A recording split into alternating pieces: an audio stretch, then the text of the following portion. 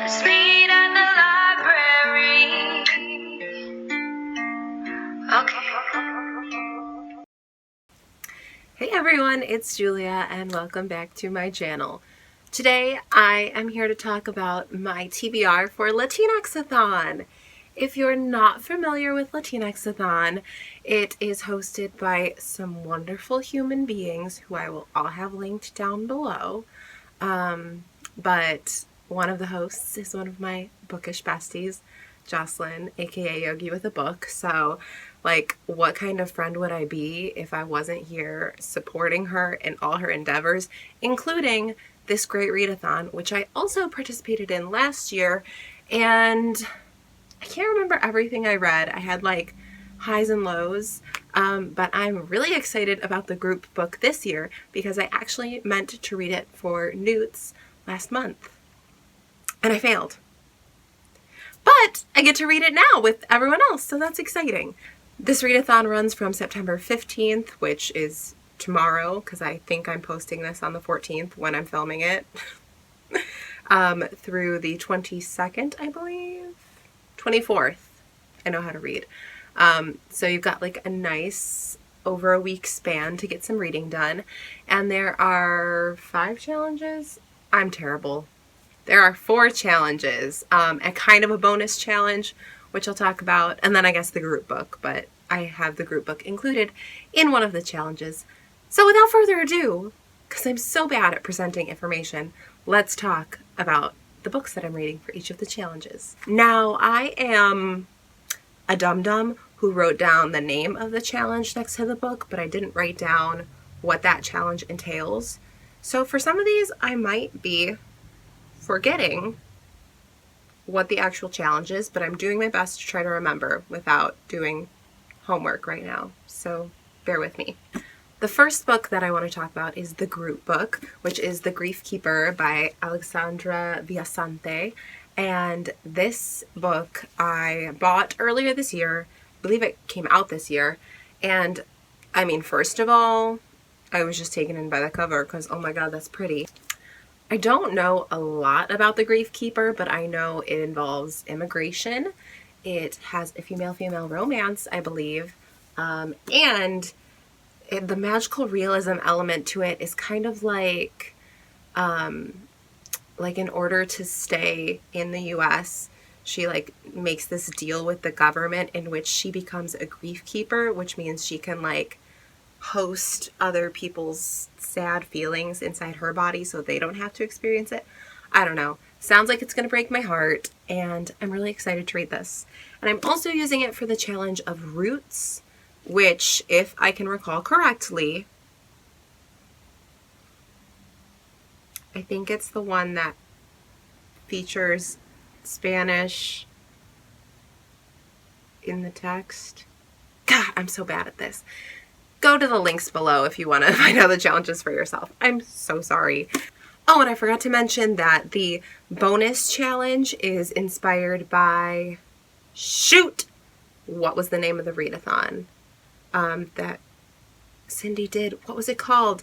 It was about Asian American authors / Asian authors. But the main challenge of that was to read authors from different ethnicities. So like, if you read 4 books, they couldn't all be Chinese authors. They had to be like Chinese, Korean, Indian, and Japanese, whatever. So in this case, with Latinx countries also following that rule, I'm literally incapable of talking. And Alessandra Viasante is, her family is from Uruguay, right? Yes. The other physical book that I would like to try to pick up over this just over a week time period is for the Heritage Challenge, which is to read a book from a non-Spanish speaking Latinx country. Yes, I know that one, because I have The Air You Breathe by Frances de Pontes Piebles? Oh, I'm so sorry, Frances. This is a chunker. It looks really long for historical fiction. It's like 450 pages, dear God. I've been struggling with big books lately. Dear God. This is a book set in Brazil about a Brazilian story. It's set in Brazil, is what I'm trying to say. Obviously, I got this as a book of the month. Haven't read it yet. And it was from August last year. So I've had this book for over a year. Great. But my friend Lulu is Brazilian. And Lulu, this is the book you were telling me about, right? She read this and she really liked it. So I have high hopes for it because she has great taste. Next. There are also 2 audiobooks I would like to try to complete during this readathon. I am still working on finishing Lair of Dreams, so I don't want to put that on pause. So I'm going to have to finish it quickly to make it through these 2 and maybe a third that I really want to get to, but we'll see. The first audiobook that I am really looking forward to is We Set the Dark on Fire. Why didn't I write the author's name down? I'm an idiot. That's the theme of this video.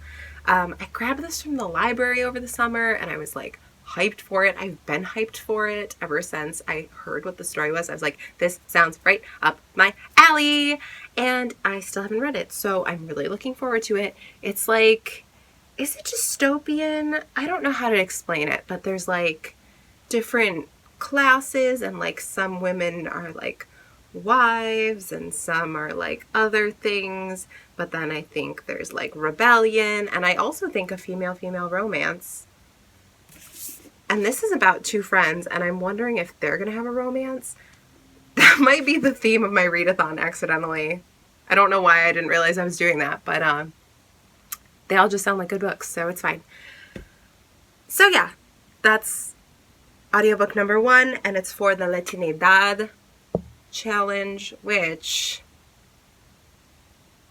I can't remember what that one's supposed to be. I'll put it up here. And I also cannot find what specific ethnicity the author is, so if you know, please let me know. I tried to make them all different, but no amount of research that I tried could get me this information. So please, if you know, tell me in the comments. For the last challenge, Voices, I believe this is the challenge to read an author who is Afro-Latinx or Indigenous. I know one. And I'm going to read Undead Girl Gang by Lily Anderson. She is I can't talk. Lily Anderson is Afro-Puerto Rican, which I did not know until I saw Jocelyn's recommendation, and I was like, okay, because that has been on my radar for a while also. And it is about like a girl whose best friend dies, I think, but she's like kind of witchy, and then she brings her back from the dead. Oh, I think she like accidentally brings other people back from the dead too. I don't know. Sounds like a fun time. I'm also getting into like the fall spooky season, so it's very, very on brand, and I'm looking forward to that. And if we have time for a third audiobook, it seems unlikely, but we're going to mention it anyway.